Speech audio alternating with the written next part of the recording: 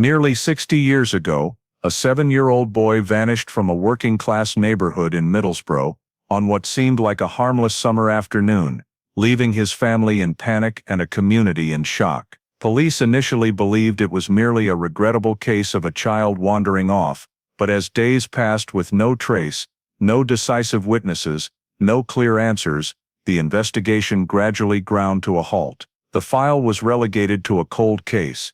The name Callum Price faded on the paperwork, and time quietly buried every unanswered question. Yet throughout those years, a different truth silently persisted, concealed beneath normality, administrative gaps, and the prolonged silence of the system. Then one day, nearly 6 decades later, a seemingly meaningless detail unexpectedly emerged, forcing the entire case to be reopened, and leading to discoveries that left everyone involved unable to view the world in the same way again. Before diving deeper into the story, don't forget to subscribe to the channel and hit the notification bell so you don't miss the latest cases. Middlesbrough, summer 1965. The afternoon drifted slowly over the working-class neighborhood as the shift ended, the heavy footsteps of men finishing work mingling with the metallic smell from the steelworks around the River Tees, the low sunlight stretching the shadows of the red brick terraces, and that familiar rhythm of life repeating as on any other day. Callum Price, 7 years old, left his family's small house with the most ordinary permission, no special warnings beyond the habitual freedom of a child in a neighborhood he knew inside out, every corner and turning. He was last seen in a moment that bore no hint of tragedy. Callum standing near the alleyway beside the terrace on Acklam Road, the late-day sunlight slanting across his fair hair, his small figure facing the direction of the road he often took, unhurried, unconcerned. A neighbor recalled seeing Callum moving slowly towards the end of the street, in the direction leading to the familiar estate, the time only estimated as late afternoon, when children's voices began to thin and adults returned home. No one saw anything unusual, no desperate cries, no arguments, no disturbance breaking the order of that Middlesbrough afternoon. Callum blended into the scene as an obvious part of the neighborhood, and then vanished from sight in a way that no one yet considered alarming. The family waited for Callum to return as the light faded, dinner prepared in everyday routine, the wall clock ticking steadily, each passing minute still within the acceptable limits for a playful child. But Callum did not appear at the door, no familiar footsteps on the porch, no young voice ringing through the house. Time stretched beyond the usual, waiting turned to unease, then to vague anxiety as darkness gradually covered the neighborhood. The family called Callum's name from the doorway, the sound dissolving into the quiet evening air, then stepped outside to search the nearby streets where he often went, calling louder, more urgently, but still unwilling to believe anything serious had happened. The following minutes grew heavier, bewilderment creeping in as Callum remained absent, the once familiar neighborhood, suddenly vast and strangely silent, every dark corner sharper under the newly lit streetlights. The family searched around the houses, peered into familiar alleyways, hastily asked anyone still outside, but every answer was vague, no one certain they had seen Callum after that final moment. When waiting was no longer an option, when the slim hope that he was simply lost in play dwindled, the family had to confront what no one wanted to consider, on what seemed like an ordinary summer afternoon in 1965. They returned to the house, decided to call the police, voices trembling as they reported that Callum Price, 7 years old, had not come home, and from that moment, the boy was no longer merely a child out late in the working-class neighborhood of Middlesbrough,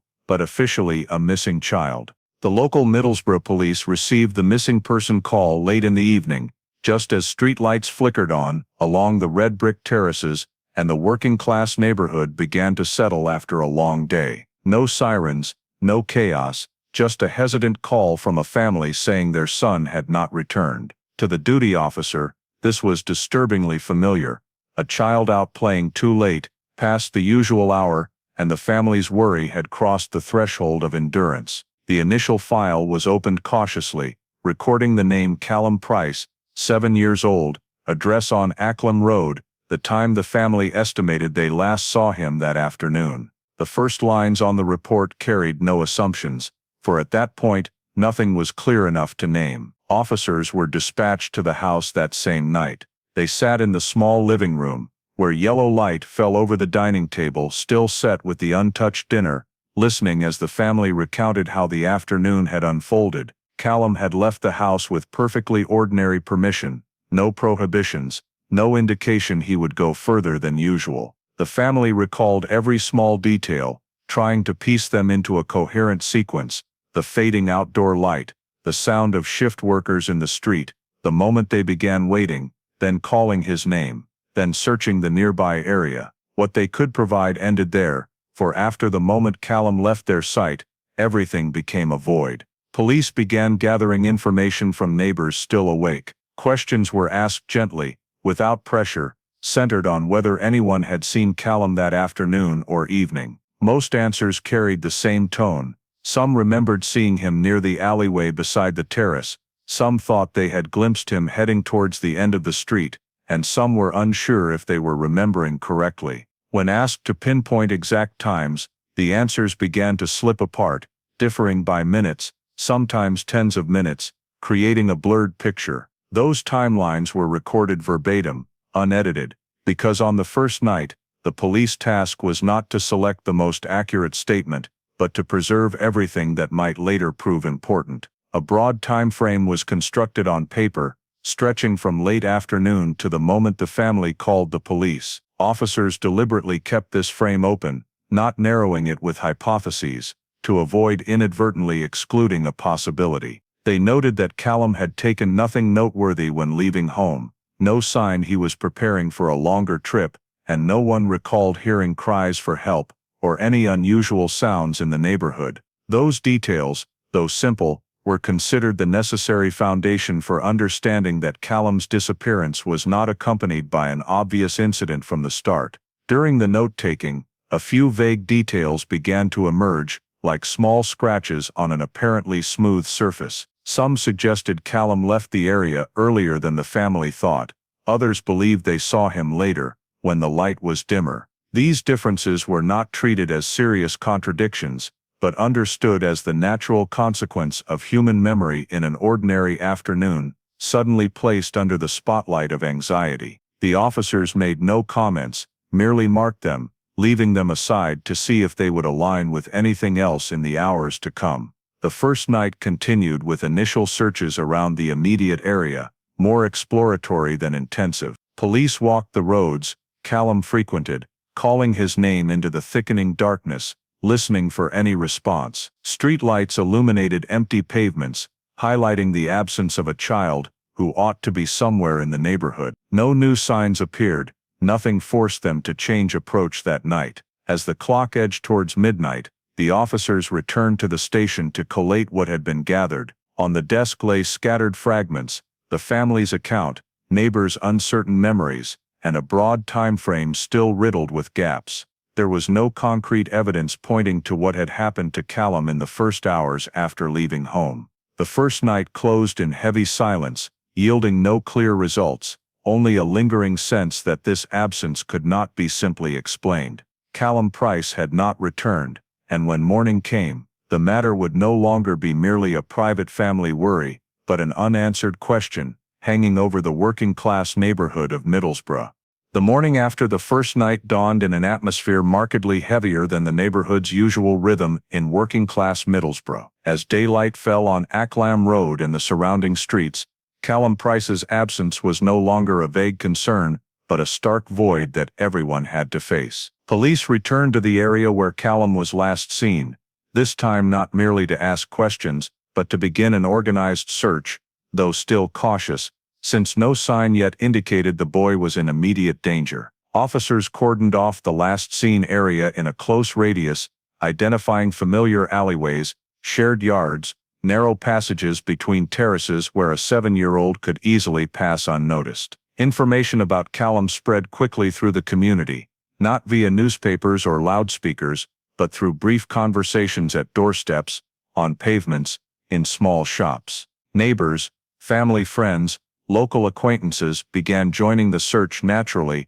driven by the instinct of a tightly knit community. Police coordinated small groups, assigning specific areas to avoid overlap, but without imposing strict control, because at this stage every pair of eyes could become a source of information. The roads Callum frequented were re-examined in daylight, every stretch of pavement, every turning, every empty plot between terraces, inspected more thoroughly than the night before. The search rapidly expanded beyond the immediate residential area. Larger roads were checked, especially those leading out of the neighborhood, where traffic and pedestrians had been heavier the previous afternoon. The nearby bus stop was added to the list, not because evidence suggested Callum went there, but because it was a familiar hub, where local children often stood watching buses come and go. The industrial area near the River Tees, with its warehouses, fences, and quiet paths, was also considered, though nothing indicated Callum ever went there alone. Officers accompanied volunteers,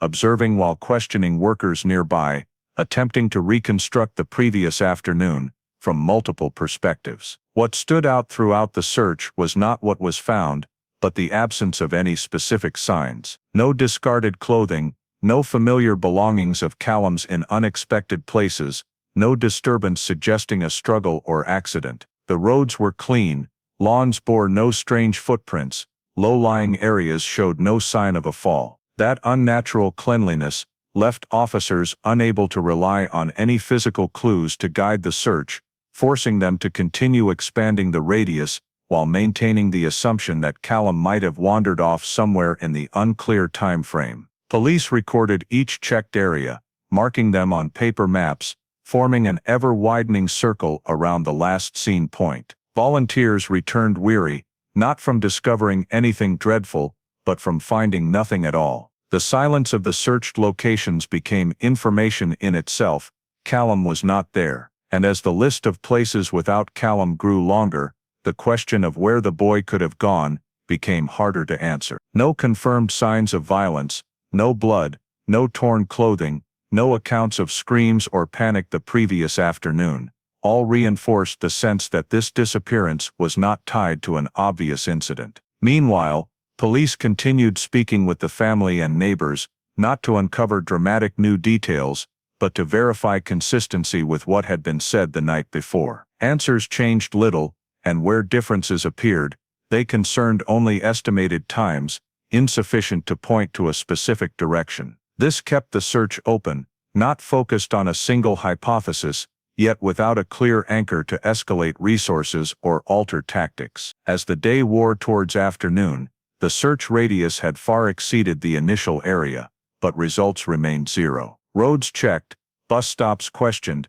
industrial zones thoroughly examined, all yielded no answers. The lack of violent traces, initially perhaps a positive sign in the early hours, now became confounding, as it neither ruled out nor confirmed any possibility. Callum Price seemed to have left his familiar surroundings without leaving a footprint, and the search, though broader and more organized than the first night, could only confirm one thing: the boy was not in any place searched that day. As the afternoon light faded, search groups began scaling back, not from lost hope, but because no new areas remained within feasible range. Police compiled the results of the first full day's search, cross-referencing maps, noting checked zones and those still inaccessible. The search had officially begun, but rather than producing concrete leads, it only highlighted a troubling truth: Callum Price had vanished without leaving any physical trace, and that very emptiness would become the greatest challenge for the steps ahead.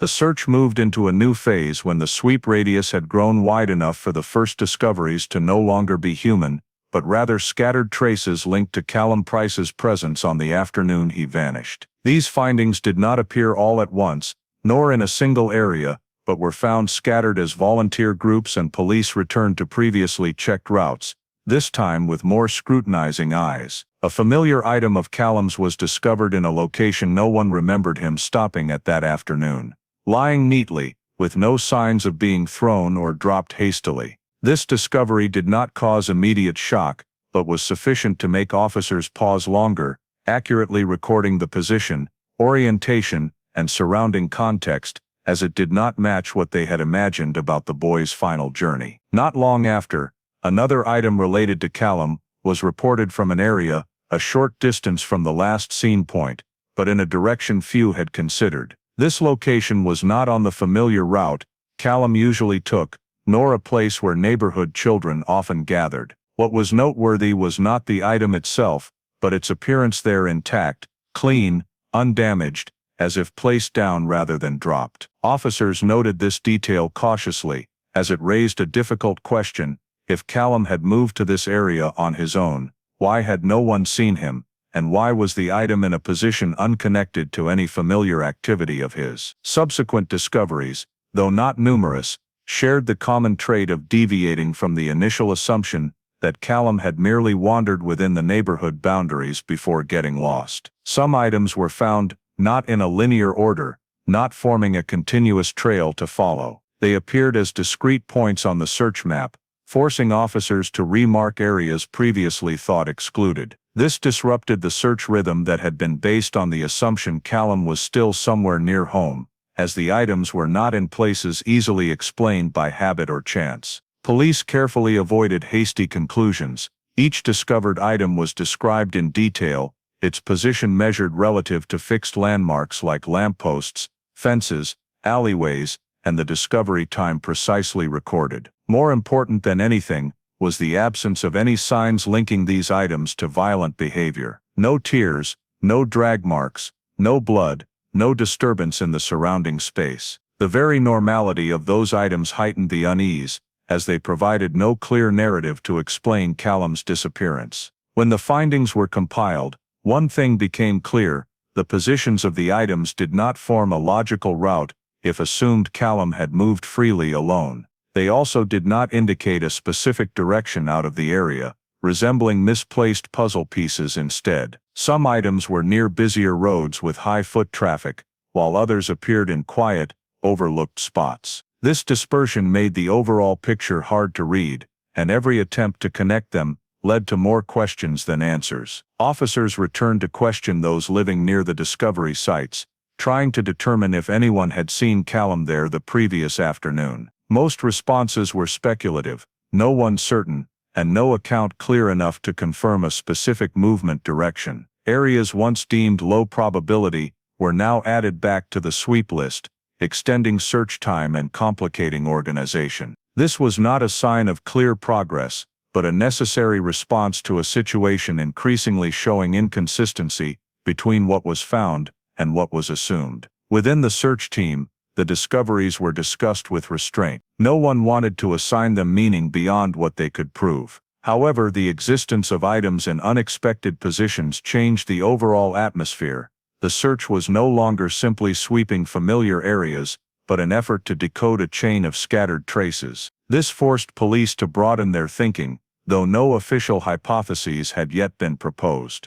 When the search day ended, the list of discovered items was placed beside the area map, forming a disjointed image full of gaps, no violent traces to latch onto, no clear route to follow, only isolated finds challenging every simple explanation. What was found in this phase brought no reassurance, nor brought the search closer to Callum, but merely highlighted a troubling reality. The boy's disappearance did not follow familiar patterns, and precisely because of that, each discovered item, rather than serving as a resolving clue, became a new question, pushing the search into a more complex state where every assumption needed re-examination. After the scattered discoveries in the search process, Middlesbrough police shifted focus to constructing an official timeline for the afternoon. Callum Price vanished, with the sole aim of arranging all collected information chronologically, separating emotion from facts. On the desk were note sheets, neighborhood maps, and a numbered witness statement list, each entry representing a moment someone believed they had seen Callum. The initial timeline was sketched roughly, starting from when Callum left home and ending at the family calling police, but as officers tried to fill the gaps between these markers, the case's complexity began to emerge. Witness statements, when placed side by side, did not form a seamless straight line as expected. One person claimed to have seen Callum near the alleyway beside the terrace late afternoon, while another believed he had gone further, towards the end of the street, at a time when, according to the family, he should have been returning. Some remembered Callum standing alone, some unsure if he was with anyone, but all admitted their memory of the exact time had blurred due to the utterly ordinary nature of that afternoon. These inconsistencies were not confrontational, no signs of deliberate concealment, but when inserted into the timeline, they created hard-to-resolve overlaps. Police began separating each statement from its initial emotional context, retaining only verifiable elements: position, movement direction, and estimated time. In doing so, they realized some statements that seemed supportive actually contradicted logically. If Callum was seen at position A at a certain time, then to appear at position B per another statement, he would have to move at a speed unsuitable for a 7-year-old in the crowded shift-end neighborhood. Conversely, if believing the second statement, the first became impossible. This forced officers to flag incompatible time markers and keep them unconfirmed. The items discovered during the search were also inserted into the timeline, not as conclusive evidence, but as fixed points needing explanation. When placing these item positions on the map alongside witness time markers, a worrying thing emerged: the items did not lie on the same logical time axis. Some were thought related to the early afternoon phase, others appeared in areas only accessible later, but no statement was certain enough to connect these points. The timeline, rather than gradually completing, began showing breaks where facts could not naturally connect. As officers continued reviewing, a specific time gap gradually appeared, not due to lack of statements, but because existing ones could not all be simultaneously true. This gap lay between the relatively certain last sighting of Callum and when the family began urgent searching. In that interval, no one claimed to have seen Callum, nor was any item discovery firmly placeable there. This was not a few-minute gap explainable by confusion, but a sufficiently long period to raise serious questions about where Callum had been and what he was doing then. Police tried narrowing the gap by revisiting each statement, re-questioning witnesses with more specific queries, but results did not improve. Human memory, stretched under pressure of an unusual event, does not become more accurate over time, but often fades further. Those once fairly confident in their sighting times began hesitating, and estimated markers grew more flexible, making attachment to the timeline harder. This forced officers to accept that parts of that afternoon could not be fully reconstructed via statements.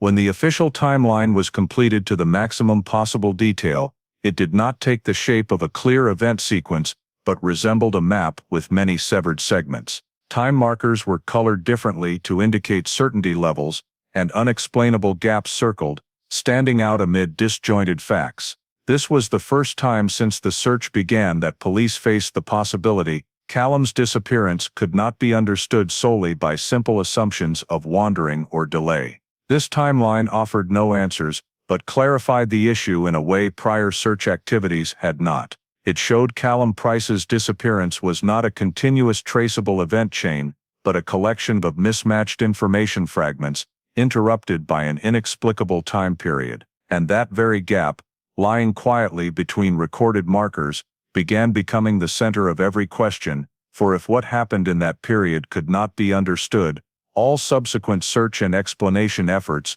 would hang on an unstable foundation. When the official timeline was completed to the highest possible detail, Middlesbrough police were forced to shift from fact collection to initial hypothesis formulation, not to conclude but to determine direction for increasingly stretched resources. The unexplainable time gaps, along with items found in mismatched positions, created pressure for a temporary understanding of what might have happened to Callum Price that afternoon. Officers gathered in the small meeting room, before them the area map with colored marks, the timeline on the wall with disjointed markers, and a list of hypotheses on paper, each representing a possibility to consider. The first investigative direction proposed was the possibility Callum had wandered off on his own. This was a familiar hypothesis in child missing cases, especially with no violent signs, and the neighborhood's interconnected alleys and paths. Under this hypothesis, Callum might have turned a different way from habit, drawn by childlike curiosity, and gone further than expected. The scattered items could result from him stopping at various points during movement. However, when placed against the timeline, this hypothesis began revealing weaknesses. The unexplainable time gap persisted, and no statement confirmed Callum traversing in one go through areas where items were found. The second investigative direction considered the possibility Callum encountered an accident while moving, perhaps falling in a hidden spot, or having an unwitnessed mishap. This hypothesis had been applied in similar cases, and fit the fact that afternoon showed no obvious anomalies. However, it quickly faced obstacles when cross-checked with search results. High-risk areas had been thoroughly swept, and no signs indicated an accident. The absence of any physical traces made the accident hypothesis hard to sustain, though not fully ruled out. Another direction, discussed but less emphasized, was the possibility Callum had left the area with an adult. This was a more sensitive hypothesis, implying deliberate intervention, but at that point, no direct evidence supported it. Found items bore no coercion signs, and no witness claimed to have seen Callum taken unwillingly. Thus, this hypothesis was noted, but not prioritized, lacking specific elements for immediate investigative direction. After weighing possibilities, police gradually leaned towards the hypothesis of Callum wandering off, not because it explained all facts, but because it was the most reasonable in the current context. It fit the lack of violence traces, Callum's age, and the fact many witness statements were vague, not indicating others' involvement. Prioritizing this allowed police to continue expanding searches radially, focusing on areas a child could reach alone, rather than dispersing resources on hard-to-prove directions. The consequence of this decision was that other directions began being sidelined, not by official statement, but by gradually reducing attention. Questions about whether Callum might have gone with someone, or why items appeared in unfamiliar positions, longer centered internal meetings. They were retained in files, but not used to shape subsequent search strategy. The time gap in the timeline, rather than seen as a sign needing explanation by an unusual scenario, gradually became accepted as a consequence of inaccurate witness memory. Prioritizing one hypothesis did not mean closing off other possibilities, but it created an inertia in the approach to the case. Resources were directed along the chosen path, and facts that did not fit this hypothesis gradually became unclear details, noted, but not pursued to the end. This made the overall picture of the case simpler on paper, but at the same time increased the risk of overlooking elements that did not fit within the framework of the prioritized hypothesis. When the initial hypotheses were finalized for the next phase, no one in the meeting room declared that they had fully understood what had happened to Callum Price. What they had was only a temporary direction, based on what seemed most reasonable at the time. But this very reasonableness, when placed above the mismatched details, quietly pushed other possibilities to the margins, leaving in the file a number of unanswered questions, and in the timeline, a gap that remained unfilled. The pivotal decision came not from a new discovery, but from the way Middlesbrough police chose to rearrange what they already had. After the hypothesis that Callum had wandered off on his own was prioritized as the most reasonable approach, operational meetings began to revolve around the question of how to use resources efficiently within that framework. The pressure did not come from outside, but from the reality of the case itself. No traces of violence, no certain witnesses, no physical evidence strong enough to justify expanding the investigation in an unusual direction. In that context, an administrative decision was made, seemingly just the next logical step, but which later would become the irreversible turning point of the entire case. Police decided to narrow the scope of the investigation, focusing almost entirely on sweeping areas that Callum could have reached on his own, within the remaining gap on the timeline. This meant that further routes, transit points not directly linked to the boy's daily habits, and possibilities involving adult intervention, were no longer top priorities. On paper, this decision was recorded in brief lines, without conclusive tone, but in practice, it created a clear boundary between the directions pursued and those set aside. The first consequence of that decision was the reallocation of resources. Search teams were redeployed back to familiar areas, repeating routes already checked, in the hope that a small detail might have been missed before. Meanwhile, information inconsistent with the prioritized hypothesis began to be treated as secondary. A witness statement, once noted for not fitting the overall timeline, was no longer mentioned in meetings. A discovery of an item in a hard-to-explain position was kept in the file, but not used as a basis for adjusting the search direction. Those details were not erased, but they gradually lost weight in the decision-making process. The decision to narrow the investigative direction also affected how police questioned witnesses upon returning to them. Open questions aimed at exploring various possibilities were replaced by questions focused on confirming the chosen hypothesis. Witnesses were asked again about Callum going alone, about the roads he frequented, and about the possibility he had turned a different way unintentionally. Information inconsistent with this frame was rarely probed deeply, not because it was outright dismissed, but because it did not help answer the questions investigators were prioritizing. In that process, a specific clue that had appeared from the early days was gradually overlooked. This clue was not clear enough to stand alone as evidence, but it had a characteristic that made it distinct. It could not be fully explained within the framework of the hypothesis that Callum had wandered off. Instead of asking why that clue did not fit, the file recorded it as an unclear detail and then let it sink beneath the thickening layer of information. This was not seen as a mistake at the time, because in the eyes of those making decisions, the clue was not strong enough to change the overall direction. This pivotal operational decision did not create a sudden change in the pace of the investigation, but rather a slow, persistent pull. With each passing day, the investigative direction narrowed a little more, the space for thinking limited by what was deemed reasonable, and other possibilities gradually became remote. This made the case, already lacking clear leads, even harder to escape from the predetermined trajectory. Looking back from within, the officers did not feel they had overlooked anything important. Every decision was made based on available information and the professional standards of the time. There were no signs of violence to force consideration of a more serious scenario,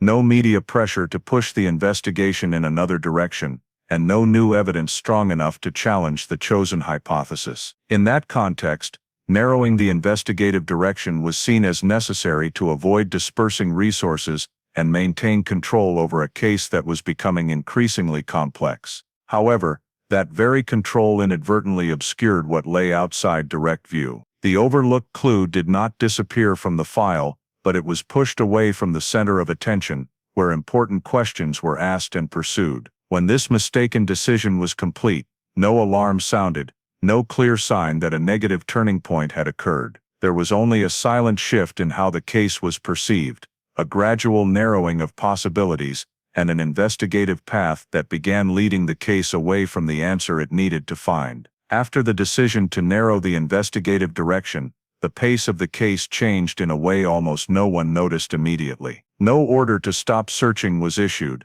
no official announcement that hope had run out, but the intensity of activity around the name Callum Price began to decrease little by little. Sweeps continued, but no longer with the urgency of the early days. Familiar routes were checked again a few more times, areas once marked searched remained on the watch list, but returning there gradually became procedural, rather than a hopeful effort. This change was not the result of a new discovery, but the natural consequence of no further facts emerging to challenge the prioritized hypothesis. Resources were shifted to other cases, new missing persons, incidents requiring more immediate response. Callum Price was not struck from the books, but the case's position on the priority list began to slide down. Officers who had once spent many hours each day reviewing information now only updated the file when something new was reported, which became increasingly rare. Calls from the public, already thinning, usually brought only duplicate or unverifiable information,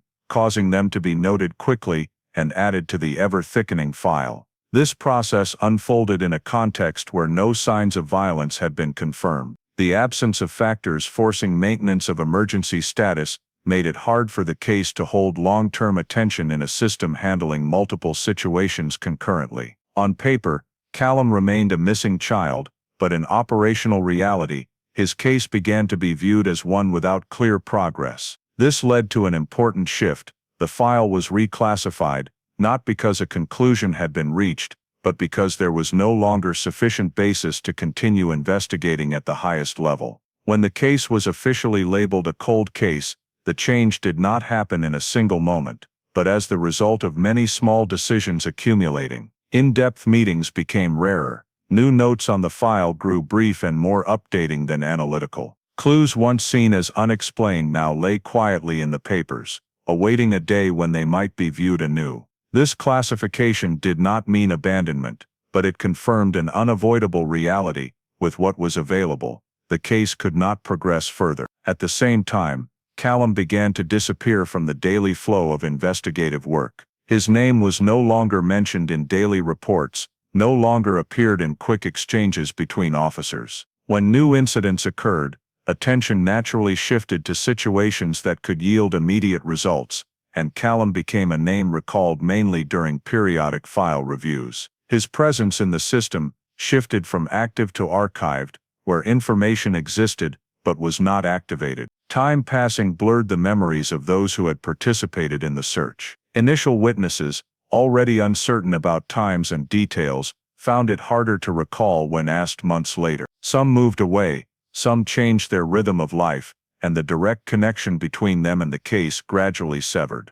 What remained were the written records, words trying to freeze a past moment, but unable to fully convey the context and feeling of that time. Within the force, the Callum Price case became one of many unsolved files, kept with the slim hope that one day a new detail would emerge. But that hope no longer took the form of concrete action. It existed as an abstract possibility, not strong enough to compete with other practical demands. Each time the file was opened for updating, the lack of progress was noted, and then the file closed, returning to its place on the shelf. This cooling process was not intentional abandonment, but the consequence of a system operating by priorities and evidence. Callum gradually slipped from investigative priority, not because someone decided he was no longer important, but because no new factor forced the system to return to him urgently. The prolonged silence around the case became the new normal, and the name Callum Price began to exist mainly as an entry in the list of unresolved files. As years layered upon one another, the Callum Price file lay dormant, not because all questions had been answered, but because they were no longer asked regularly. The search that had once mobilized the entire neighborhood was now only lines of text and diagrams on paper. The case had entered the phase where time, rather than people, became the dominant factor. And in that quiet passing, Callum Price, from a child who vanished on a summer afternoon, gradually became a cold name in the archives, awaiting something strong enough to break the prolonged silence. Once the Callum Price file had been placed among the cold cases, another process, quieter but no less decisive, began occurring in parallel within the administrative layers. No document declared that Callum no longer existed, no official stamp confirmed it, but the boy's prolonged absence gradually created a chain of consequences on paper. Files needing periodic updates remained frozen at the 1965 mark,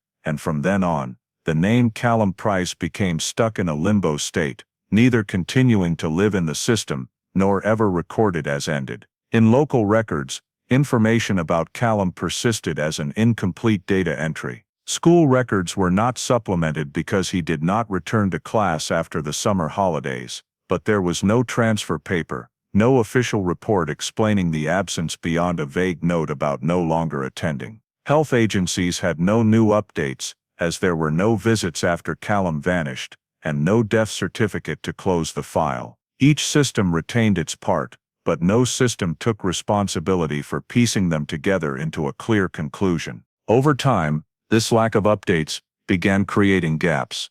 When resident lists were reviewed or adjusted, Callum was not added to new records, as no one had reason to include a name that had not appeared for years. He was not counted in new statistics, had no new address, no interactions with public authorities. Gradually, Callum Price became a name existing mainly in old files, no longer linked to a living individual in the current administrative system. This process did not occur due to a specific decision, but because of the absence of actions needed to keep the file alive. There was no mechanism forcing agencies to re-examine long-term missing persons cases in that era, nor a clear procedure for handling cases where a child vanished without evidence of death. The system operated on what was reported and updated, and when no new information came, it simply stood still, leaving scattered data fragments unconnected. Over the years, The original paper files were archived, moved, even changed format as agencies shifted to new management methods. In that process, information about Callum was not deleted, but nor was it prioritized for preservation like active files. Handwritten notes, brief descriptions of a missing child, became appendices in thick document folders, hard to search and rarely reopened. The lack of a clear legal status for Callum made subsequent updates unnecessary in the system's eyes. Gradually, a legal loophole formed, not because the law allowed a child to vanish, but because there was no regulation requiring clarification of his status over time. Callum was not declared dead, so there were no procedures to close the file, but he was also not confirmed alive, so there was no reason to continue recording his existence in operational administrative systems.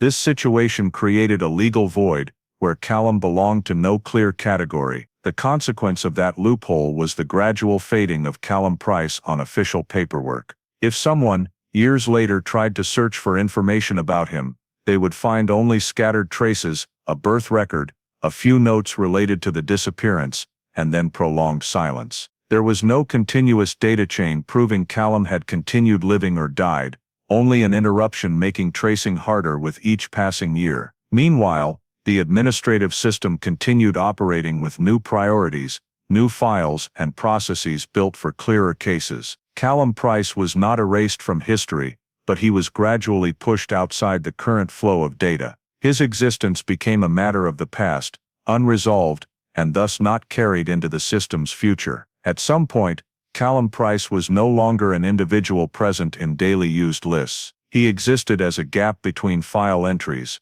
a name the system did not know how to handle. This very limbo reinforced the cold state of the case, because when a person is no longer fully recognized on paper, asking questions about their fate becomes far more difficult. And from there, Callum's disappearance occurred not only in real life, but was replicated, slowly and silently, on the very pages created to record and protect human existence. In 2024, nearly 6 decades after the summer afternoon in Middlesbrough, when Callum Price vanished, that name unexpectedly resurfaced in a way no one from the old investigative team could have imagined. Not from a belated confession, not from a witness recalling something after many years, but from a purely technical discovery, arising during a modern data review process, completely unrelated directly to the 1965 case. That very randomness made those initially accessing the information take time to realize what they were facing. It all began when a DNA sample was entered into the national system as part of a routine administrative procedure. No criminal investigation objective,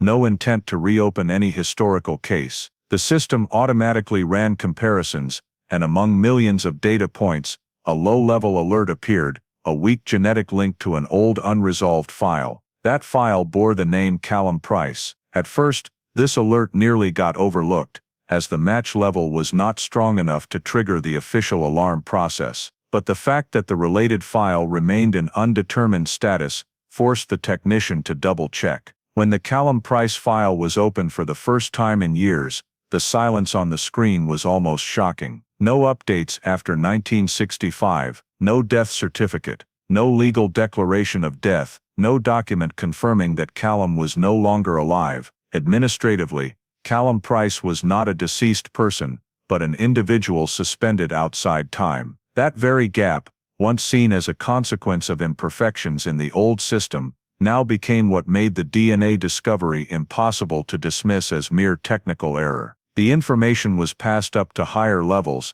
to the unit handling historical files and cold cases. The initial reaction was not excitement, but deep skepticism. Over 59 years, Callum Price's disappearance had never been linked to any sign he was still alive. No letters, no financial traces, no alternative identity surfacing in prior reviews. The unspoken assumption that Callum had died long ago was never written down, but it existed as an unquestioned truth. And now, that assumption was challenged by a cold scientific result, devoid of emotion, devoid of memory, carrying only probability. As experts analyzed deeper, they realized the new DNA sample did not match at a random level. It showed a blood relation close enough to rule out coincidence, and notably, the owner of that DNA sample had biological origins consistent with Northern England. This did not prove Callum Price was living under another identity, but it shattered the biggest wall ever surrounding the case,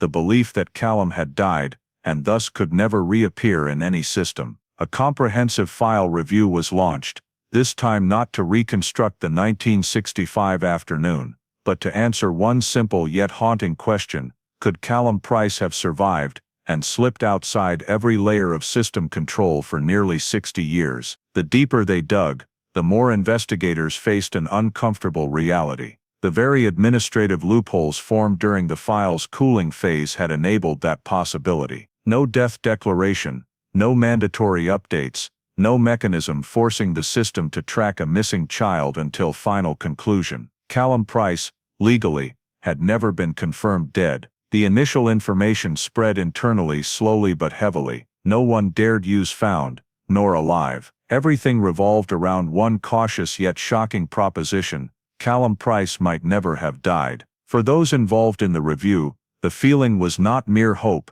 but a chilling sensation. If this were true, then for 59 years, a human had existed outside the system's view, outside legal concern, and outside the collective story society believed was closed. The case was no longer just a historical cold case, but a living question, tied to a person who might still be breathing, still aging somewhere under another name. The DNA discovery did not bring immediate answers, but it forced everything once accepted as finished to be re-examined. Callum Price was no longer a child, vanished in the hazy memory of 1965. He became the center of an undetermined truth, and for the first time in nearly 6 decades, the Middlesbrough case was no longer stagnant. The DNA link discovery only opened the door, while stepping through it required a rigorous, cautious identity verification process, almost ruthless in its professionalism. After the initial shock, investigators understood they must not let emotion lead. If Callum Price were truly alive,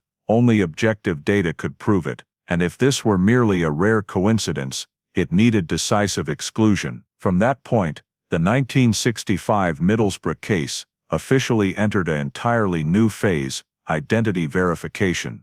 The DNA comparison process was elevated to the highest level. The initial sample only showed a noteworthy genetic link, but not enough for conclusion that the person involved was Callum Price. Forensic experts requested additional reference data from multiple independent sources. Any remaining biological samples from the Price family, if extant, were re-examined. Old medical records, once deemed useless after decades, unexpectedly became key. An indirect biological sample from Callum's blood relative was brought in for comparison, this time not by previous decade methods, but by modern DNA analysis technology with superior accuracy. Results did not come immediately. Each comparison was tense waiting, as even a small error could derail the case.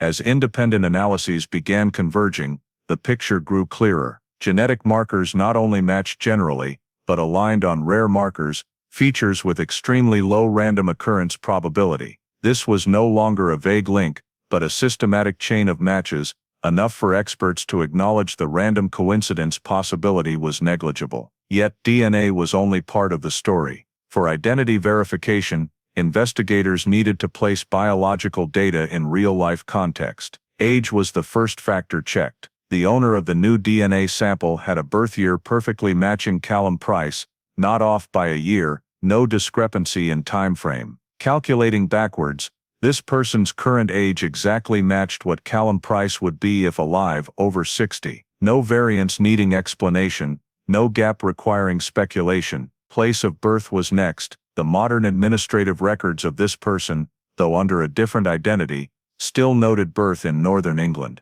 As investigators cross-checked deeper, they noted a particular detail: the recorded birth area lay in the same geographical region as Middlesbrough, where Callum Price vanished in 1965. Among millions of citizens, one with tight DNA link, same birth year, same birth region, appearing precisely in the legal gap of a child missing nearly 6 decades earlier, was nearly inexplicable by chance.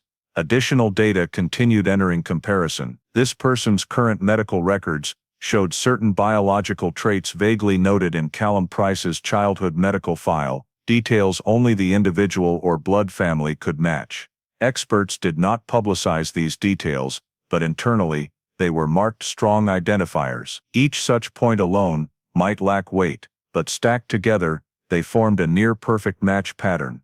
The verification process did not unfold in jubilant atmosphere. On the contrary, it grew heavier. Investigators increasingly realized they were no longer pursuing a hypothesis, but nearing confirmation of a truth capable of upending the entire 59-year story. If this identity were confirmed, Callum Price not only lived, but had lived a full life under another name, outside legal tracking, outside collective memory, and outside the very file that once sought him. Inexplicable by chance matches grew more numerous. DNA, age, birthplace, biological traits, and especially absolute alignment with Callum Price's legal gap, formed a closed logical chain. No link forced, no data bent to fit hypothesis. Everything aligned in the most frightening way naturally. By the verification phase's end, the question was no longer is this Callum Price, but if not, how could all these factors coincide? For forensic experts and investigators, that was the threshold allowing one more step. Callum Price, the child vanished in 1965, was no longer merely a paper possibility. His identity, though not yet officially announced, had stepped out of hypothesis and neared undeniable truth. Identity verification reaching near certainty forced an unavoidable decision. The entire 1965 Middlesbrough case was officially reopened. No longer an academic historical review, nor file completion check, but a genuine investigation with completely reversed premise from 59 years prior. This time, the cold case unit received full access, unbound by old assumptions, unlimited by the 1960s handler's perspective. From the earliest days, cold case unit investigators realized they faced not just a disappearance, but a flawed structure spanning decades. The 1965 file was retrieved from archives, each yellowed folder renumbered, digitized, arranged chronologically, rather than old administrative order. Handwritten notes, cursory reports, context-lacking summaries were now placed under entirely new question. If Callum Price survived, the entire interpretation of the 1965 afternoon events must change fundamentally. Investigators began rereading the file, as if no prior conclusion existed. They sought not who was right or wrong, but points the then system overlooked. The original timeline, once seen vague and inconsistent, now became a data mine. The unexplained time gap, once deemed consequence of poor witness memory, was recreated. Was it truly a gap, or sign of an event no one then had mindset to recognize? Items discovered in the 1965 search were re-examined. Their positions, once judged insufficient for investigative direction, now cross-checked against new hypothesis that Callum might have left the area not alone. The scattered items, not following a 7-year-old's natural route, began carrying different meaning, perhaps not wandering traces, but controlled movement outcome. Some details retained, others discarded. The cold case unit paid special attention to clues sidelined in initial investigation. A statement once marked mismatch for conflicting with Callum wandering hypothesis was now reread differently. No longer forced into existing mold, it began revealing details previously unexplored. Small differences in direction, timing, or others' presence in the area, once noise, now became connection points. Administrative records, long downplayed, became new focus. The cold case unit re-examined how Callum Price gradually vanished from paperwork, not to find administrative fault, but to understand how the system enabled a person to slip every monitoring mechanism. No death declaration, no mandatory updates, no long-term missing child tracking process were seen no longer as technical oversights, but key factors explaining why Callum could exist decades undetected. Another key change lay in cold case unit's approach to 1965 social context. Rather than focusing solely on Callum's neighborhood, they broadened view to movement flows, lesser-noted social ties in old file. 1960s Middlesbrough was no longer static backdrop, but dynamic space where child safety norms, community oversight, risk awareness differed vastly from today. These factors explained why certain behaviors, alarming today, passed silently then. As the file was flipped from start, investigators also faced once reasonable operational decisions in that era's context. They avoided personal blame, but did not shy from noting long-term consequences of narrowing investigative direction too early. Prioritizing Callum wandering hypothesis had for years shaped file reading, clue evaluation, and ultimately case cooling. When this premise shook from DNA discovery, the entire old reasoning structure began collapsing. Details once meaningless now carried new significance. A position once irrelevant was replaced in possible adult movement route context. A once undetermined time period was seen as key moment needing explanation. Even lack of violence traces, once reason to reduce investigative intensity, was reinterpreted, no longer indicating safety, but possibly reflecting sufficiently concealed event, leaving no clear traces. Reopening the entire case brought no triumphant feeling. On the contrary, it placed the cold case unit before a far heavier task than solving a new case. They worked with old fragments, knowing time erased much irrecoverable. But unlike 59 years ago, they were unbound by assumption. Callum Price died. For the first time, the entire file was reread with new premise. Callum lived, and thus, 1965 events were not end, but start of prolonged disappearance. When the cold case unit completed reopening and file restructuring phase, one thing became clear: the Middlesbrough case was no longer story of a child wandering then vanishing. It was gradually emerging as chain of decisions, assumptions, and loopholes linking, enabling a person to fall outside society's view for nearly 6 decades. And from this point, the investigation no longer aimed merely to answer where was Callum Price, but faced far harder question: how could that possibly happen? When the cold case unit shifted focus from identity verification to reconstructing what happened after the summer afternoon in 1965, they soon realized the question no longer lay in the moment.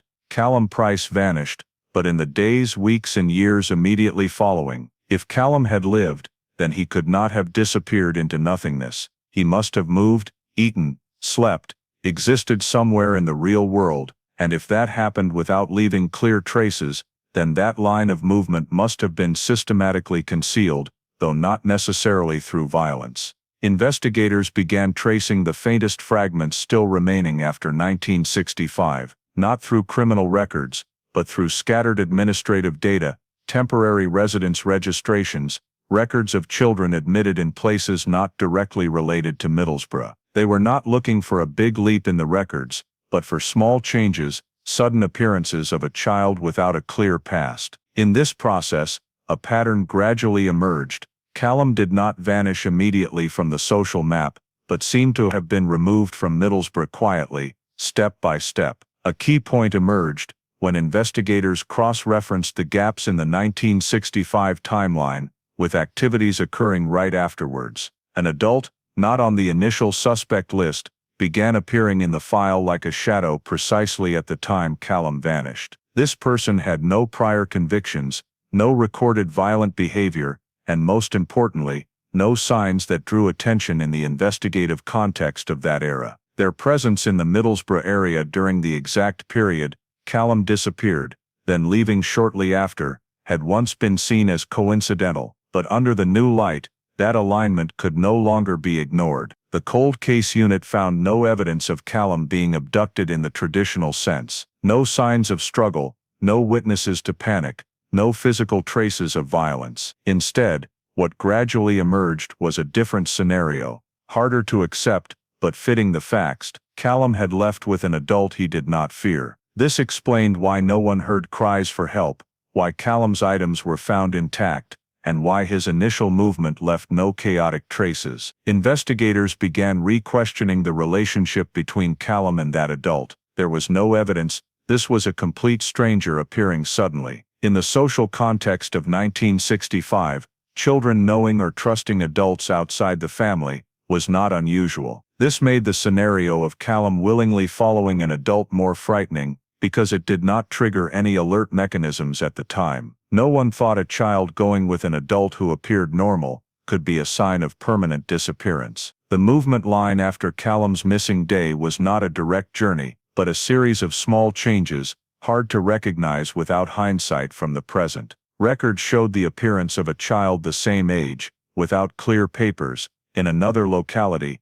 not too far from Middlesbrough. These details, taken alone, were insufficient for a lead, but when placed together, a pattern gradually revealed itself. Callum was not taken away hastily, but slowly integrated into a new context, under the guidance of the adult who appeared at the exact moment. Notably, throughout this process, there were no signs Callum was treated as a victim of violence, no medical records noting injuries, no indications he was forced physically. This did not lessen the seriousness, but rather raised a more complex question: if Callum was not abducted violently, where was the boundary between a child's consent and an adult's manipulation, and why did the system of that era lack tools to recognize this? The cold case unit realized that the very absence of violence had made Callum's movement invisible. No alerts, no pursuit, no emergency records created in the localities he passed through. The adult in the story did not need to hide through brutality.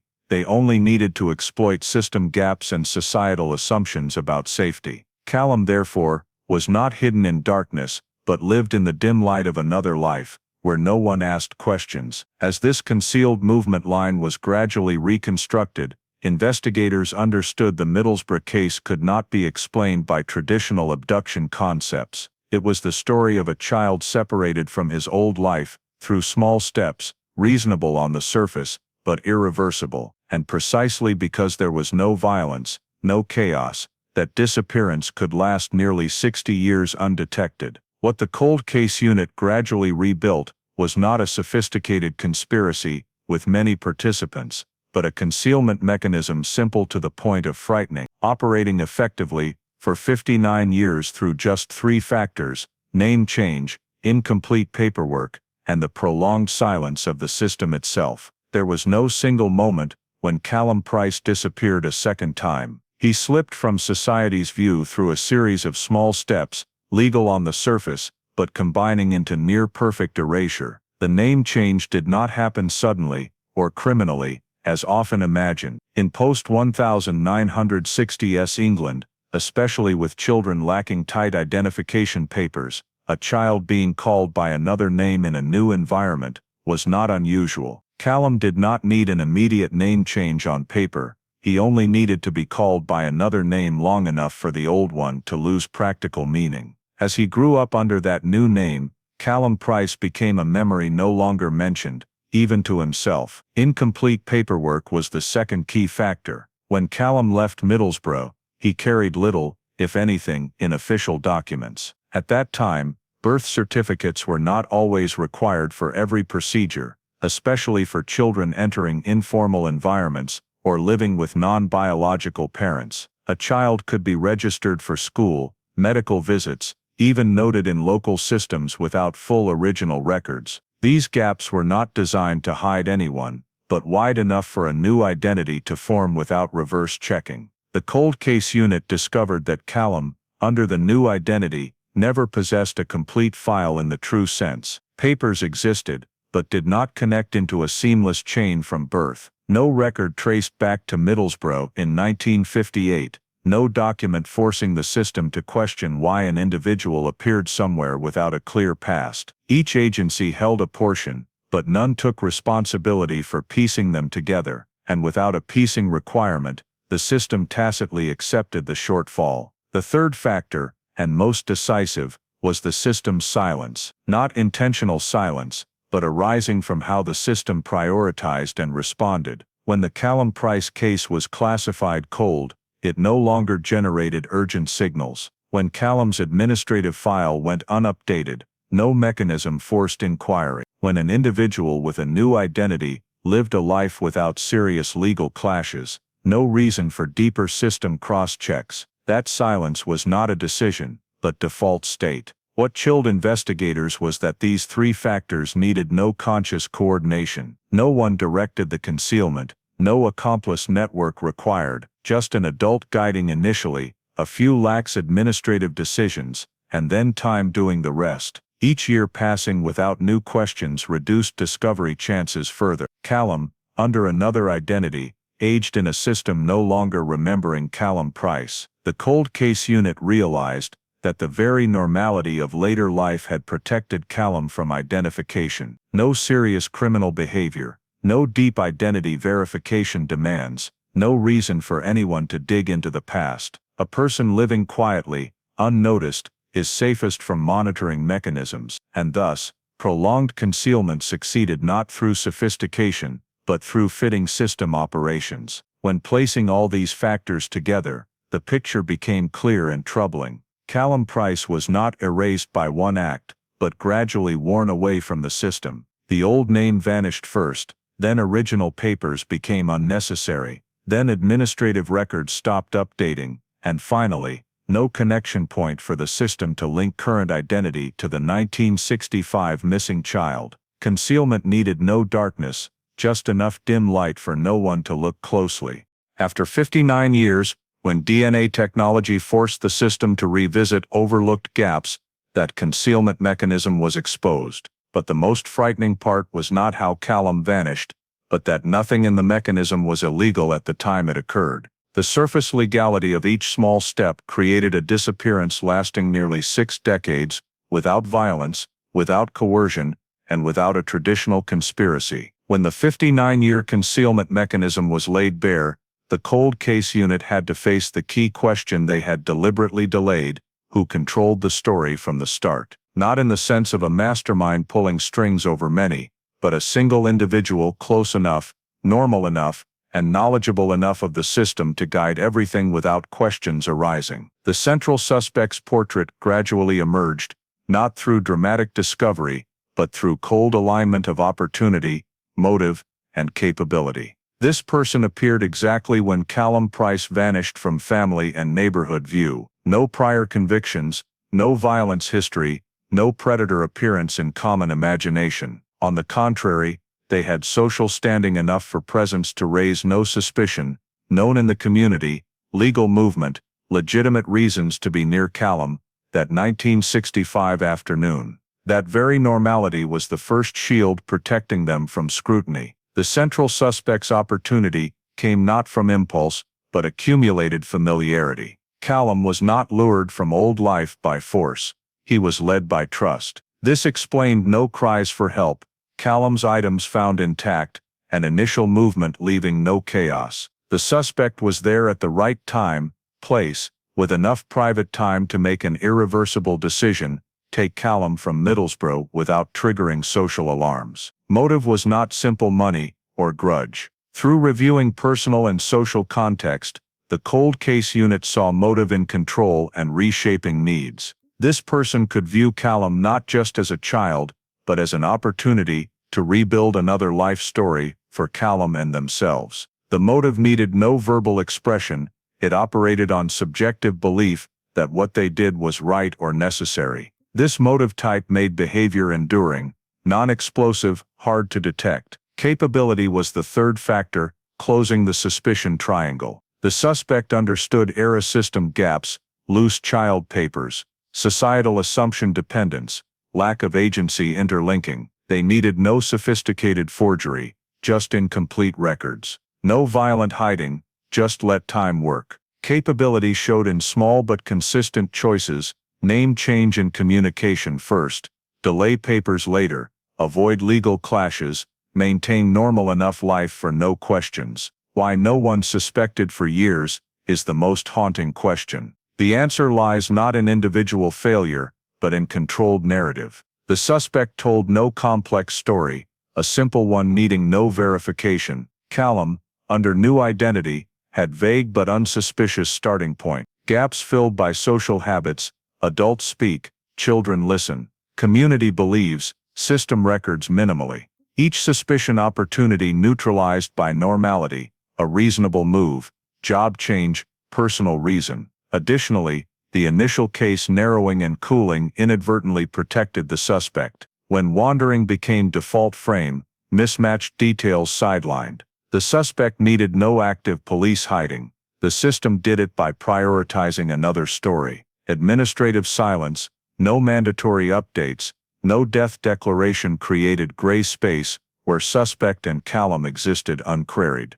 Notably, the suspect sought not to erase past completely, just make it unnecessary. Callum entered new life early enough for community memory to lose verification role. As those knowing Callum Price aged, moved or died, new story became sole remaining truth. The suspect controlled narrative, not by power, but by time's rhythm. When the cold case unit placed all factors together, opportunity at exact time, reshaping motive, system gap exploitation, the central suspect portrait sharpened, not violent, but skilled storyteller, not fugitive, but normal enough for no close looks, and thus for years, no suspicion. Because suspicion arises only with abnormality, and here everything fitted frighteningly well. When the central suspect portrait was clear enough to direct, the cold case unit entered the hardest phase, gathering evidence strong enough to turn reasonable story into court-viable case.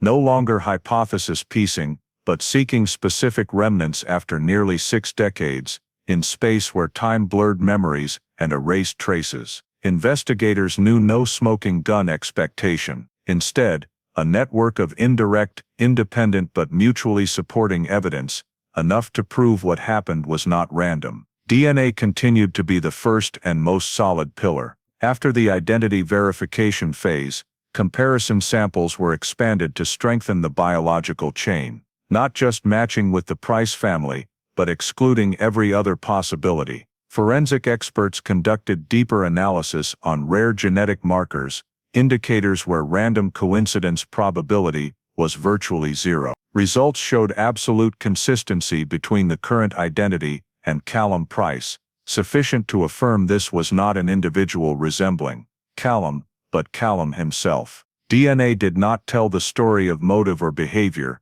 but it locked in a foundational truth: the child missing in 1965 had continued living and existed under another identity. Yet DNA, however strong, could not stand alone.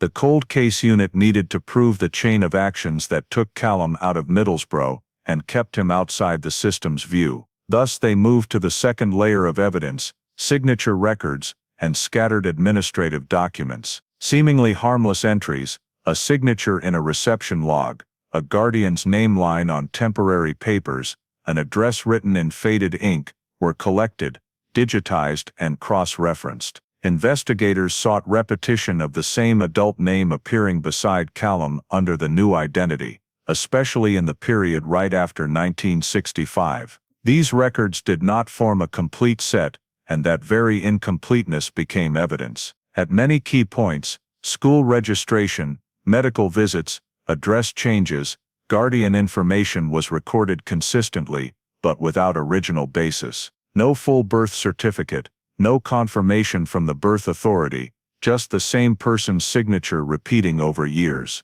This signature chain revealed a behavioral pattern, one individual continuously representing Callum, enough for the system to accept, but not enough to trace back to true origins. The third layer of evidence came from indirect witnesses, people who had no idea they were observing a crime, and thus their accounts carried no defensiveness. The cold case unit tracked down those who had contact with Callum under the new identity in the early years: teachers, healthcare staff, old neighbors. Many were elderly, memories no longer sharp, but when asked correctly, small details emerged. Some recalled the child, never talking about his birthplace. Some noted the guardian's tight control in every official interaction. Some described a vague sense that Callum's past story always shifted with circumstances. These accounts, taken alone, were insufficient to convict anyone. But when placed together and cross-referenced with signature records,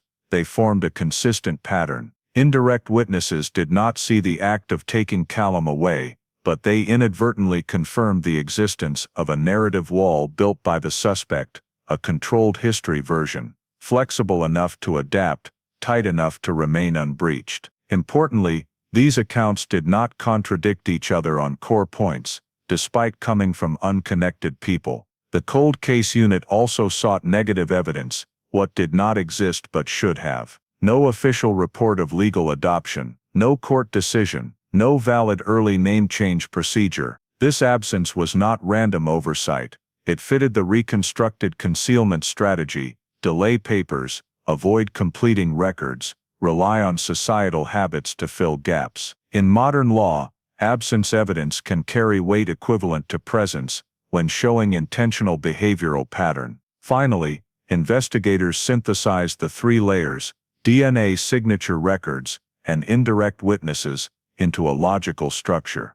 DNA confirmed the person. Signature records confirmed the suspect's continuous guidance. Indirect witnesses confirmed daily narrative control. No layer carried enough weight alone, but combined, they formed a closed evidence chain, sufficient to challenge any argument of randomness or misunderstanding. Evidence collection ended not with dramatic discovery, but cold certainty. The cold case unit knew they had what was needed for the next phase. The case no longer rested on hypothesis or belief, but on data, signatures, and unwitting accounts. Those fragments, though late, were ready for justice's light.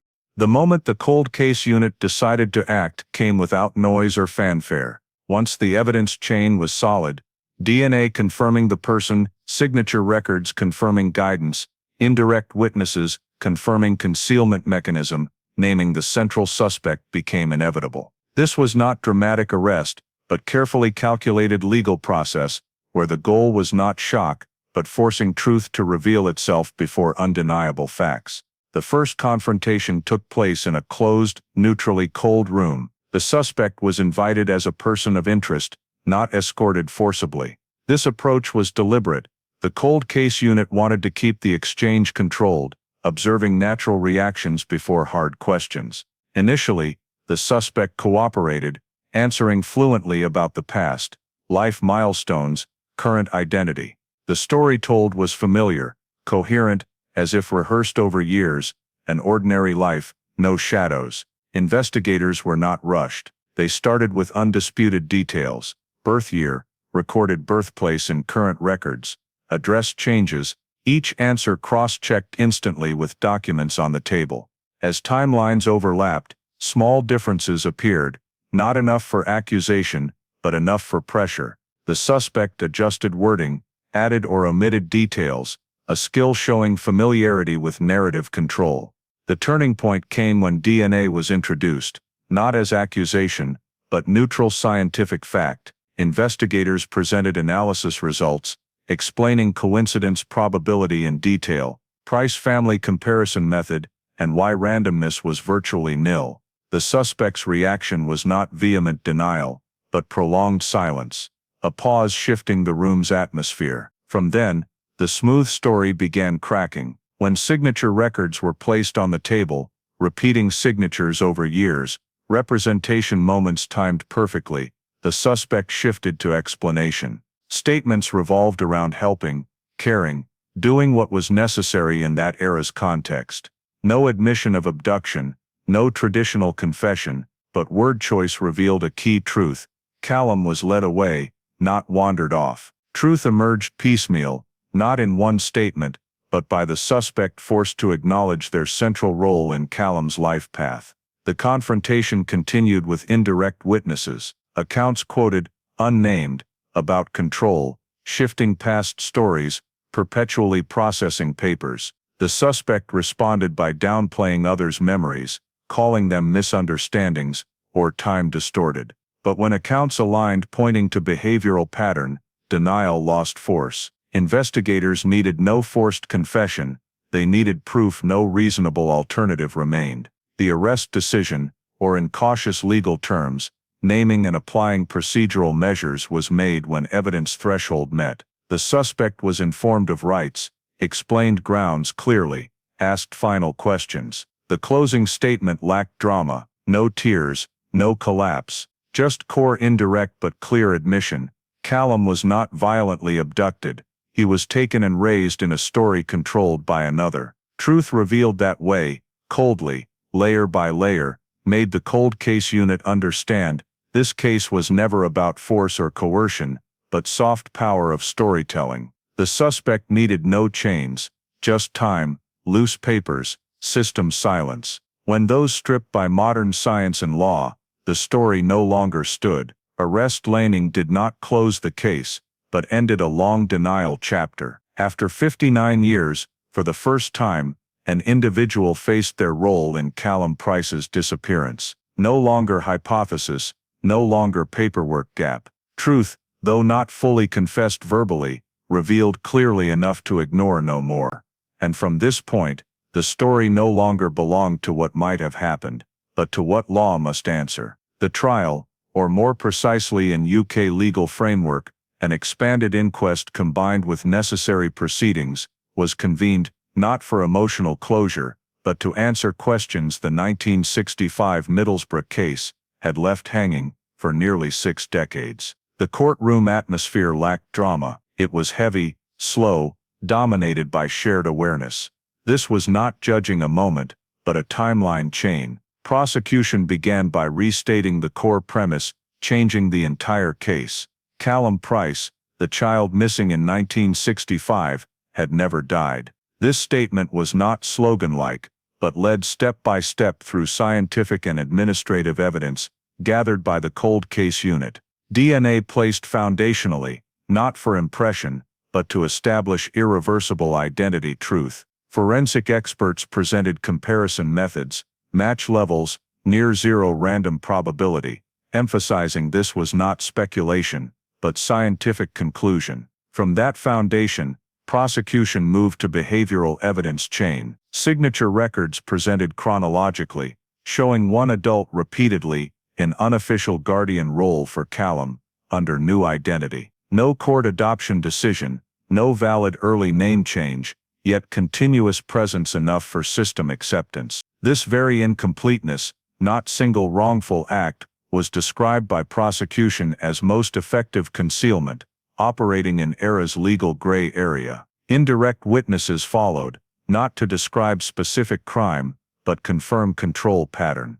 Testimonies about intentional past vagueness, perpetually processing papers, guardians' tight official interaction presence, formed consistent picture. Prosecution stressed no single testimony convicted, but together they excluded randomness. Defense did not deny DNA, nor Callum living under another identity. Counterfocus placed on historical context, 1960s loose social norms, incomplete paperwork systems, lack of violence evidence. They argued what occurred might be morally wrong, but not fully meeting some criminal criteria under then law. This argument aimed not to reverse truth, but shape legal responsibility limits. The panel in inquest role focused on establishing core facts over imposing punishment.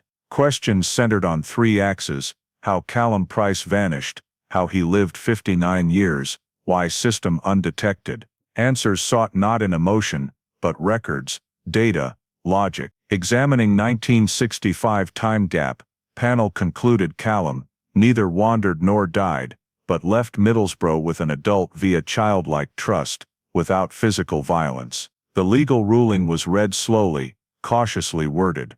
Inquest confirmed Callum Price alive, identity proven by DNA and administrative data. Inquest confirmed 1965 disappearance resulted from being taken and identity concealed, not accident or voluntary family abandonment.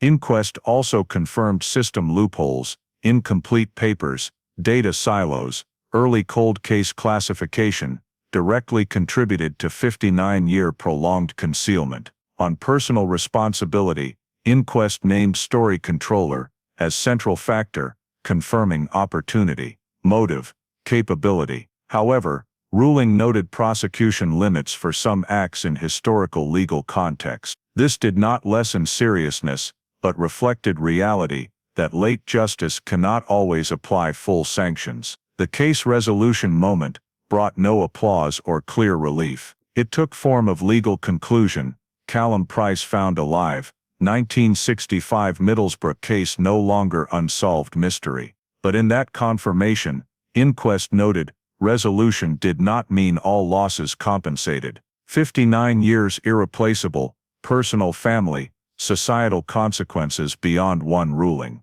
When proceedings closed, the file no longer in undetermined drawer, closed with official conclusion, recorded nationally. Truth weighed on legal scales, confirmed in law's language. The Middlesbrough case, after nearly 6 decades, stepped from assumption and silence's darkness. Resolved not because time brought answers, but because science, data, unrelenting review forced system to acknowledge what overlooked. When the inquest ruling was officially recorded, the 1965 Middlesbrough case entered the final phase of its nearly 6-decade legal journey: file closure. No solemn ceremony, no celebratory announcement, just a series of necessary administrative procedures to shift a case from under review to resolved. But for those who had followed the matter since its reopening, that moment carried special weight. For the first time since the summer of 1965, the name Callum Price no longer sat on the list of unanswered questions. The official file was closed with a final summary, in which the legal system confirmed the core conclusions. Callum Price had lived for 59 years under another identity. The initial disappearance was neither accident nor death, and the prolonged concealment was the result of deliberate actions by one individual combined with serious systemic loopholes of that era. Those lines carried no emotion, but they represented an important shift from assumption to confirmation. The file was no longer a bundle of papers awaiting reopening, but a historical document with a clear conclusion. In the closure process, an essential part was acknowledging past mistakes. No personal apologies, no assigning blame to retired or deceased investigators, but the system, through official documents, acknowledged that early operational decisions had directly contributed to the case being narrowed too soon and falling into cold status. Prioritizing the hypothesis that Callum had wandered off, not pursuing mismatched leads thoroughly, and lacking mechanisms for updating long-term missing persons files were all noted as factors that had skewed the investigative direction. This acknowledgement was not aimed at rewriting history through hindsight judgment, but at setting a new standard for viewing similar cases. The closed file contained not only conclusions about Callum Price's fate, but also recommendations for system improvements, requirements for periodic updates on child missing cases, enhanced data interlinking between agencies, and reduced reliance on reasonable assumptions without verified evidence. Those recommendations were the only part of the file oriented towards the future, like a belated effort to ensure the 59-year silence would not repeat. For the cold case unit, closing the file brought no sense of victory. They understood their work was complete professionally, but the case's consequences extended beyond one investigative unit. Confirming Callum alive did not erase the lost years, nor fully resolve personal and family traumas. Closing the file here meant accepting a complex truth: the case was resolved by legal standards, but the price had been paid long before. When the file was transferred to archives with resolved status, how it was perceived also changed. It was no longer an unsolved mystery, to spark curiosity, but a lesson on how the system could fail even without malice. Callum Price's disappearance became proof that decisions seeming reasonable short-term could create decades-long consequences, if unchecked and unadjusted. Closing the case also triggered updates to all related systems. The name Callum Price was relinked to the true identity, no longer an administrative void. Files once suspended were closed with clear conclusions. This held not just symbolic meaning, but necessary correction for a prolonged error, restoring to Callum his place as a fully recorded human, albeit belatedly. At the end of the closure summary, a short paragraph was added, non-legal but reflective. It noted that without modern DNA technology and changes in cold case approaches, this case might have remained forever in storage. Truth only emerged when the system was forced to revisit gaps it had itself created. When the Middlesbrough case was officially closed, there was no complete sense of closure. A heavy quiet accompanied the awareness that late justice always carries shortfall. But in that quiet, one thing was irreversibly established: Callum Price was no longer a name lost in history. The file was closed, not to forget but to remember the mistakes, the loopholes, and the cost of prolonged silence. When the Middlesbrough case was officially closed, one final step remained unfinished, no less significant than any prior legal ruling: restoring to Callum Price his own name. This was not merely symbolic gesture, but a complex administrative legal process to repair a rupture lasting 59 years. For the first time since the summer of 1965, Callum Price was acknowledged by the system not as a case, but as a human with legal identity, full history, and right to recognition. Identity confirmation proceeded rigorously. Based on inquest conclusions and DNA results, authorities officially updated national records, linking Callum's current identity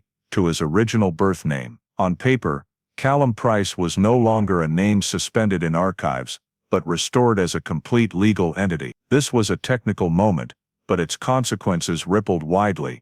A human once faded from the system was now fully returned to it. Administrative consequences appeared almost immediately. Civil records had to be adjusted to reflect identity continuity, albeit belatedly. Documents once existing under another name were linked, annotated, and stamped explanatory, to prevent Callum being seen as two separate individuals across systems. This was necessary to ensure correction did not create new error loops. The system, once silent, was now forced to speak clearly and consistently. Legally, restoring Callum Price's name triggered a series of issues needing careful resolution. A person living nearly a lifetime under another identity could not simply erase that past. Legal authorities had to determine boundaries between recognizing original identity and preserving rights and obligations formed over decades. Callum was not deemed to have lived illegally. Conversely, the system acknowledged its own initial inadequacy in protecting his identity. Thus, all adjustments were remedial, not punitive. These consequences forced law to operate flexibly. Callum Price was recognized as the same individual as the identity lived for 59 years, not a newly appeared person. This was crucial for preserving established civil, financial, and legal rights. Simultaneously, the name Callum Price was recorded as original, his interrupted history clearly annotated, leaving no gaps or ambiguity for future generations. Restoring a name also carried deeper consequences for state agencies. It forced review of long-term missing persons processing, especially children. Callum Price became a reference case, not for sensationalism, but for showing long-term effects of letting human identity slip outside the system. Procedural changes, periodic updates, data interlinking, tracking responsibility, were driven not by theory, but by a human overlooked for nearly 6 decades. For Callum, identity confirmation brought no triumphant feeling. It resembled a belated adjustment in a life gone too far to return to starting point. But the name Callum Price, when restored, did not erase years lived under another. It placed all those years in history's proper position. Callum was not forced to choose between two selves. He was acknowledged as one person, with a story severed by mistake and silence. When final documents were signed, Callum Price was no longer a file needing explanation. His name appeared fully in national systems, tied to clear conclusions about what happened. The system did what it should have long ago, record one human's continuous existence, though the path was obscured for years. Restoring a name cannot restore time, but it ends another form of disappearance on paper. Callum Price was no longer a void between file lines, no longer a marker in cold case lists. He was called by his rightful name, confirmed in true identity, and placed back in history, where he never deserved to be removed. The Middlesbrough case was finally resolved. After nearly 60 years, the name Callum Price no longer sat on the list of unanswered questions, no longer suspended among old dusty files, and the system's prolonged silence. Identity confirmed,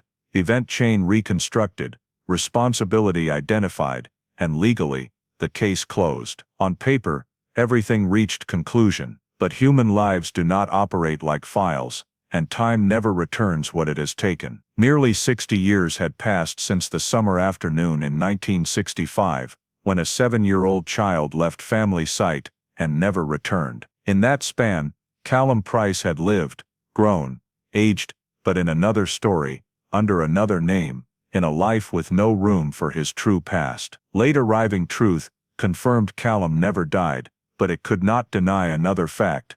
Callum's childhood was severed, a family lost a son, and a life veered irreversibly. Case resolution brought no victorious feeling, no complete relief, no clear joy, only heavy silence, as all involved faced a simple yet painful reality. Late justice always carries shortfall. It can confirm what happened, but cannot repair lost years, cannot restore broken relationships, cannot return choices. Callum never had chance to make himself for the legal system. Resolving the case completed a multi-generational obligation. Proof that modern science, data, and unrelenting review could break seemingly permanent silence walls, but simultaneously, an uncomfortable reminder that the same system once failed. Not from malice, but from reasonable assumptions, lack of interlinking, and habit of letting time cool difficult questions. For Callum Price, truth did not open a hopeful new chapter. It resembled a mirror placed before him too late, reflecting an entire past life uneditable. Restored name did not mean reclaiming years lived under another. It only placed all those years in history's proper position, no longer concealed, no longer vague. Callum was not given a fresh start. He was given complete truth, and with it the burden of acceptance. That acceptance extended to society.